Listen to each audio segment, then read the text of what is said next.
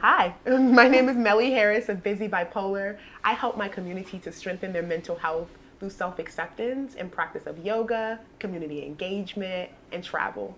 I help my community to understand that you can still live a happy, healthy, and full life, even if you have neurological diversity, have that be experiences with seizures, or if you shall happen to have a mental health diagnosis like bipolar, like myself. I love to talk to you all about intentional expressions of anger and how we can navigate the different types of anger that we sometimes experience. Now, anger looks different for different people. Anger can be for different reasons. Now, we experience hot anger. That's that quick anger. That's the anger that comes about if somebody like calls you out of your name, physically hits you in a moment, or if you learn of someone doing something foul to your community, like police brutality, different things in our community that really do validly change your emotions to a negative and angry state. Now, hot anger can be prolonged and with time can turn into cold anger. And cold anger is when anger has settled out, but you still have those lingering emotions. Now, between hot and cold anger, we may have different responses. In our hot anger, we may feel like we want to be violent in response. We may feel like we want to isolate and just cry. And sometimes those same responses come when anger is moving from hot to cold. So we'll get sad in our anger. We don't allow it to dissipate. We may even indulge in like videos on Instagram that remind us of the situation, or we want to talk about it in our hopes to eventually get it out. But sometimes we don't always talk about anger with intention. So we'll talk about it over and over again, really waking up those angry emotions again without the intention of allowing it to be a release. I like for you to have an intent to get what you want out of life. So being able to use this anger to actually elicit results in your community and change in your community. Some things we have these emotional feelings that we cannot change the situation, but what's beautiful about life is that we can change our perception. A great way to navigate your anger is to first take a moment to figure out exactly what is making you angry. Write it down.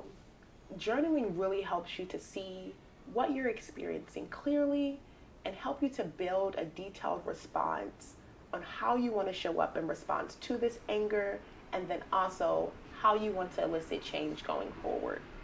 Grant yourself grace. Even when you are angry, understand that this is an emotion like the other emotions in contrast. Feeling happy, feeling excited, really wanting something to happen. Those negative emotions like feeling sad, feeling angry, and wanting something to go away are similar emotions. Know that with the contrast, you can always get to the opposite side with time and with patience, and knowing that it's okay to be angry and to feel angry. If you're noticing that you're in hot anger and there's really nothing that you can do at the moment, or you feel just at your wit's end, I want you to always stop, think about your response, and find somewhere that you can exert that extra energy. An emotion is just energy and motion.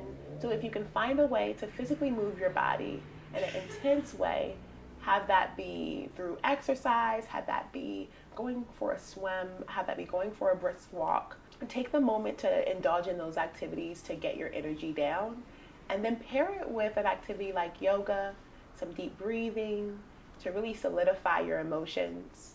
And if you want to start with journaling and end with journaling as well, then that'll help you to really move to a sense of closure and getting back to the happiness that you want to feel. Sometimes we have situations where we're reasonably angry in a relationship, and the way that we show our anger may not be received very well. It may not be the time to express in real time, at least not with this individual. It's so important to understand when you are in a safe space and when you are with people who are safe. This happens moment by moment. A person that may have been safe at one point may show you that they are not safe in another situation, or when showing stronger emotions. It's important to find your support system. Your support system may not be a body, but very well may be finding yourself to a local park, to take a brisk walk, to do the journaling, your safe space may be a punching bag. If you have access to it, find that way to get that anger out. A lot of the times in our community, we are looked at a little differently when we talk it out. And when I say talk it out, it's talking it out with yourself. It's like you're talking to yourself. How will I appear? How does this look?